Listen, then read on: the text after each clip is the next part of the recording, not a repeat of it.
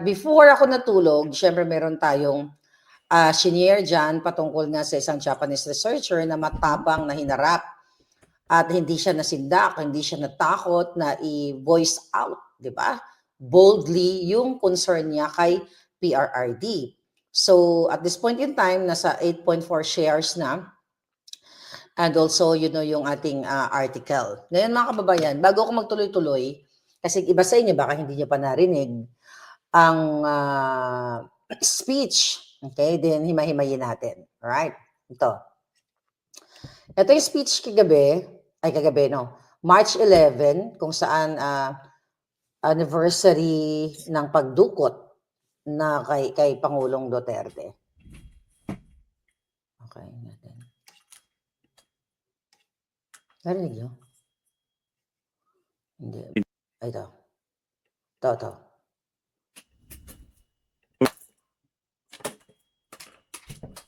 Ba't ganyan? Ito yung magsalita. Ayan o. Yan ay... Okay, wait. What the heck? Ay, magsalita. Narinig niyo ba mga girls? Okay, kung hindi niyo narinig yan, dito na lang sa phone ko. Okay ba yung tunog ko dyan, mga palangga? I love you too, Oli. Dito na lang. I don't know what's going on. Good Lord to tell the 80 years old. I now give the floor to the representative of the International Career Support Association. Thank you, Mr. President. I stand here to denounce a grave injustice. Lord, only good Lord to tell the 80 years old former president of the Philippines, who bravely fought illegal drugs to protect millions, has been unlawfully removed from the homeland and held in a prolonged trial detention by the ICC in The Hague. This is a political persecution and not justice. The current administration extradited him without due process, bypassing Philippine courts and violating national sovereignty. He was extradited without any due process. Incidentally, since March 11, 2025, exactly 1 year ago today, this elderly leader has endured detention, separated from family and serious health issues. Global rallies and protests in The Hague and throughout the world demands the interim release, which has been unlawfully denied by the ICC 3 times. This over 1 year pretrial detention raises profound question about compliance with the Rome Statute's guarantees of human treatment and speedy trial. It is an affront to human dignity and the abuse of international justice for political ends. We urge this council to demand humanitarian review and interim release of President Duterte. Justice must be fair, not a weapon against the people. The majority of the Filipino voice will not be silenced and depressed. Thank you very much. Okay, nakita nyo. So, hindi lang hindi lang tayo, mga kababayan, ang nakakakita ng ginagawa ng Bangag administration. Magpasalamat tayo at least yung Japanese researcher, and I believe majority sa Japan, and congratulations din sa mga Japan DDS supporters dyan. For sure, may mga contribution kayo dyan dahil nagpapakita kayo na pagmamahal nyo kay PRRD at pag against pag disgusto ninyo sa ginawa ng pagkidnap sa kay Pangulong Duterte. So, pinapakita dito, mga palangga, na hindi lang tayo mga Pilipino ang nakakapansin ng injustice, kundi even yung ibang mga lahi. So, dito napatunayan natin na dinala ni pangalan nito ng Japanese researcher, si Fujiki, na kung saan na, hey, di ba? Kailangan nyo i-review yung ginagawa dyan sa ICC. Kumbaga, inano niya pinukaw niya yung damdamin ng mga nagtulog-tulugan na mga bias or maybe, bias o yung mga nabayaran dyan sa ICC na tinitignan namin kayo, nakikita namin kayo. Kasi, mga palangga, hindi na lang tayo yung nagsasalta ng mga Pilipino tungkol dito sa kung kinidnap ba si PRRD. Kasi functioning naman yung ating justice system. Alam naman natin yan. Dahil, di ba, paulit-ulit na nakikita naman natin na ang ating korte, hindi pa naman nag-collapse ang ating justice system.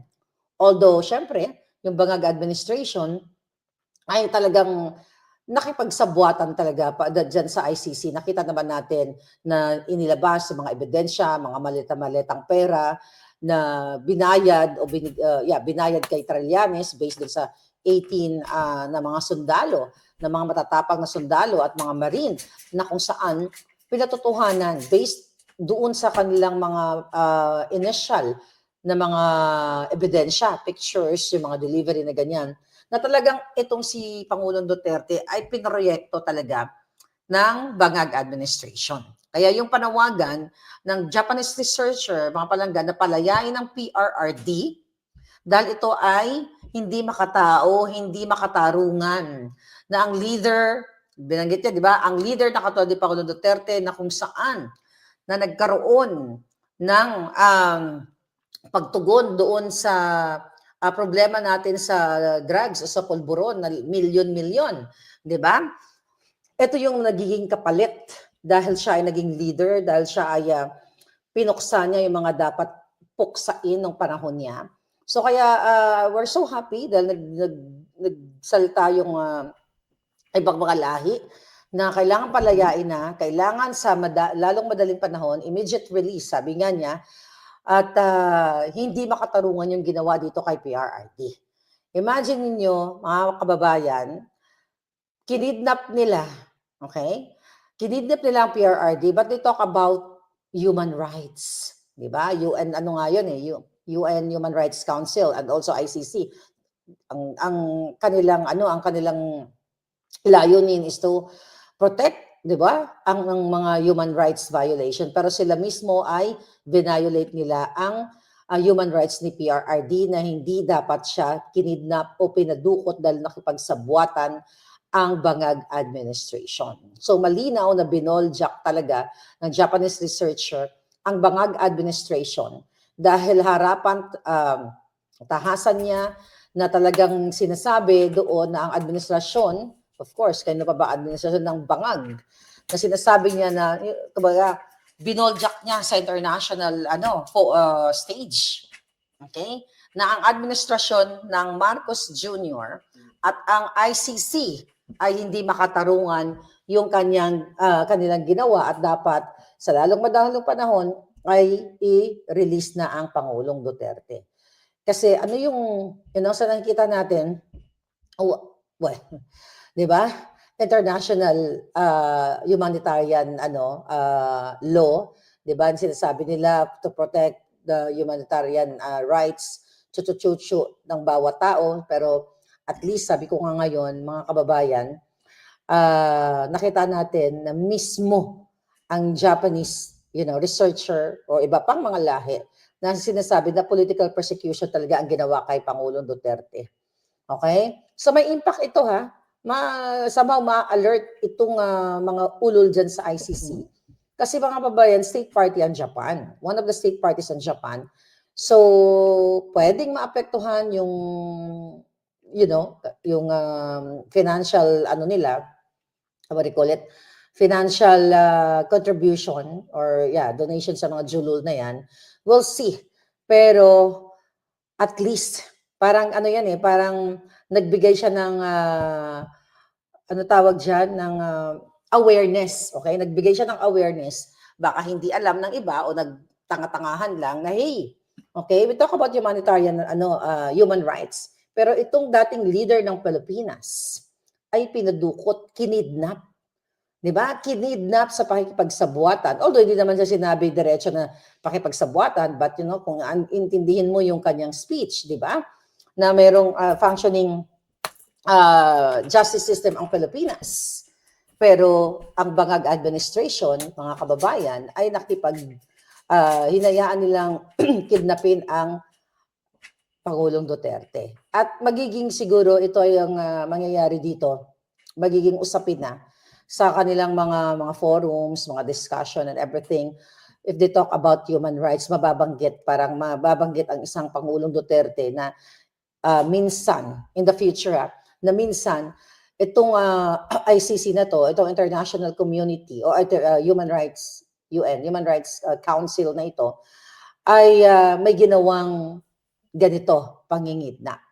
'Di ba? May mga pangingidnap na ginawa o pag-violate ng rights ng isang dating presidente, strong na president na minahal ng taong bayan. Alright? So ngayon, itong ICC na ito, baka somehow, di ba, maalarma sila dahil hindi na nga lang ang mga supporter ni PRRD o mga abogado ni PRRD ang nagsasalita.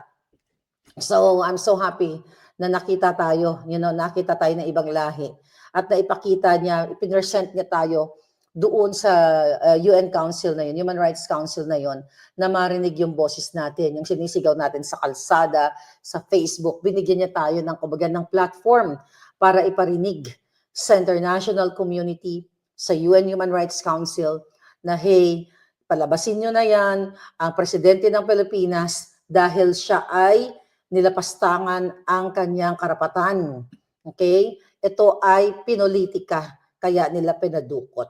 So, dapat natin to, echo natin to mga palangga. Kasi hindi na lang ngayon,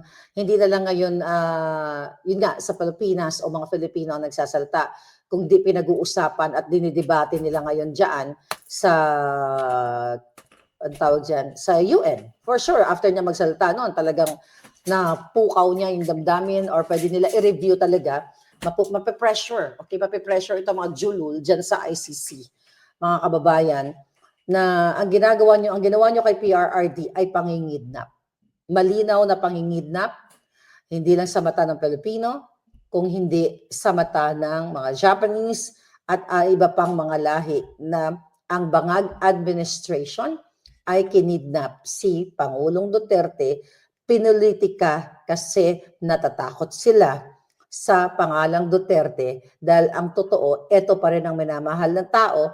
2028 election, di ba? Kinakabahan na sila dahil sabi nga ni Inday Sara, mga kababayan, yung mga atake sa kanya na personal, parang okay lang sa kanya i-take in yun eh. Pero yung mga ginawa na pagnanakaw ng Bangag administration, mananagot sila. Diba? Yun ang parang statement ni Inday recently, kahapon ba yun? Kaya may hagupitin yan si Inday Sara. Kasi yung ginawa nila na pagnanakaw, lahat ng kababuyan ay sa taong bayan. So the reason why, alam na naman natin yan, na kaya ganito ang Bangag administration, takot na takot sila sa mga Duterte. Nakita nyo naman, wherever you go, minamahal talaga ang pangalan Duterte. Pero ang Bangag administration, nakita nyo yung rally sa Austria, iilan lang sila. Magkakaroon lang ng audience yung Bangag na yan, na kunyari, gusto siya ng tao, pero forced yan or mga paid. Okay? Ini-email yan ng Bangag administration na, oy, pumunta kayo, magpalakpak-palakpak kayo, tapos pakakainin or maybe may pakim-kim pa. Kasi alam nila na suka na yung taong bayan sa kanila sa ginagawa nila, mga kapalangga. Nope. Hindi AI yung video na yun. Okay? Hindi yun AI yung video. Yan ang sinasabi ng mga bangag. Diba? Yan ang sinasabi ng mga bangag. Right. So, mga kapalaga, itong si Inday Sara, nakita nyo naman na talaga pinupuksa siya. Pinupuksa siya. Even before, di ba, pinuksa na talaga siya ng Bangag kasi takot na takot sila dahil nga, ang ginagawa ng Bangag administration, magnakaw ng mali-malitang pera. Makipagsabuatan, lahat ng nagsasalita, kung pwede nilang patayin nila, gurgurin nila, kasuhan nila. Imbis na scrutinize or investigahan nila yung mga sinasabi ng mga whistleblowers, katulad ko, katulad nung 18 Marines at ng iba pang mga whistleblowers, ang ginagawa nila, ginigipit nila. So, yan ngayon ang hinaharap natin and I hope, sabi ko nga, hindi na sila umabot ng 2028. Kasi ngayon talagang tulong sanib puwersa sila dito sa pagpuksa kay Inday Sara dahil natatakot sila dahil nag-declare na nga si Inday Sara na siya, natatakbo siya. And recently, sabi ni Inday Sara, may 4 na na lumapit sa kanya at allergic daw siya sa mga politiko. Alam nyo, ang assessment ko kay Inday Sara, kasi nakita natin yan ng personal, kahit pa paano may, small talk tayong na-experience sa kanya. Natuto na yan sa pambubudol sa kanya. Kaya yung mga politikong gumagamit sa kanya, lumalapit sa kanya, siguro talagang sabi ni Inday, 'di ba? Pag politiko 1, politiko 2, politiko 3. Siguro sabi ni Inday, eto ano na naman 'to, ganyan, ganyan. So, ngayon, mga kababayan, ang ano natin dito, ang nakikita natin dito kay Inday, mas nagiging wiser siya when it comes to yung mga politikong gumagamit o lumalapit sa kanya. Kasi marami talaga lumalapit yan kasi sobrang lakas eh. Okay? Sobrang lakas. Mhm. 'Di ba? Sobrang lakas. Okay. Alright, tignan natin to.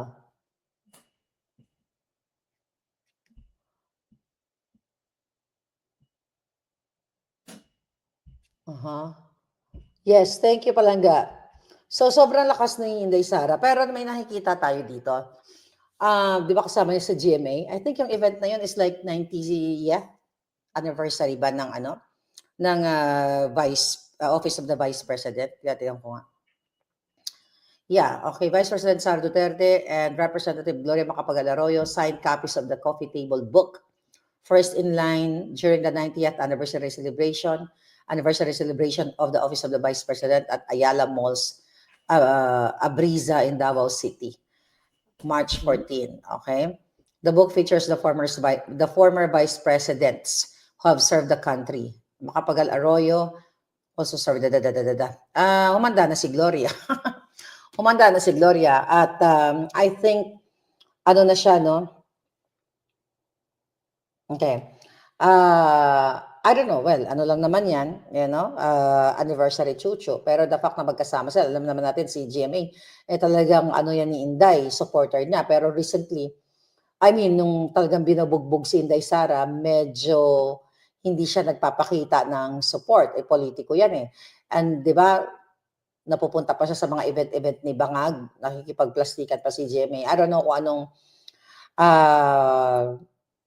usapan nila ni Inday Sara, but kung si GMA ay talagang tuloy-tuloy na nakadikit na dyan kay Inday Sara dahil mag-election na uli, 2028, at talagang magpapakita siya ng 100% support na kay Inday Sara, kumusta naman yung anak niyang si Luli Arroyo sa Austria na inappoint ni Bangag bilang ambassador. Remember, sinabi ko yan sa inyo na nakiusap lang si Luli Arroyo, according to our puting ahas, na wag muna magnangabels or mag-say something si GMA laban sa mga Bangag. Kasi nga, gustong-gusto ni Luli Arroyo yung pwesto niya as ambassador sa Austria. Sa mga hindi nakakaalam, inappoint ni Bangag si Luli Arroyo. Baka siguro yan ay kapalit para manahimik si GMA, which is, yan ang ayaw ko sa politics na nakakalungkot na dahil inappoint yung anak mo, kakampi mo si Sara, binakbakan ng since 2024, 25, playing safe ka. Diba? But again, it's Inday Sara's, ibigay na natin kay Inday Sara, mga palangga. Yun, mga kababayan. So, good luck pag nalaman natin na tinanggal yung anak ni Gloria Macapagal Arroyo bilang isang ambassador, alam nyo na. Okay? So now, mga kababayan, wait a minute. 14, tingnan natin to. Okay.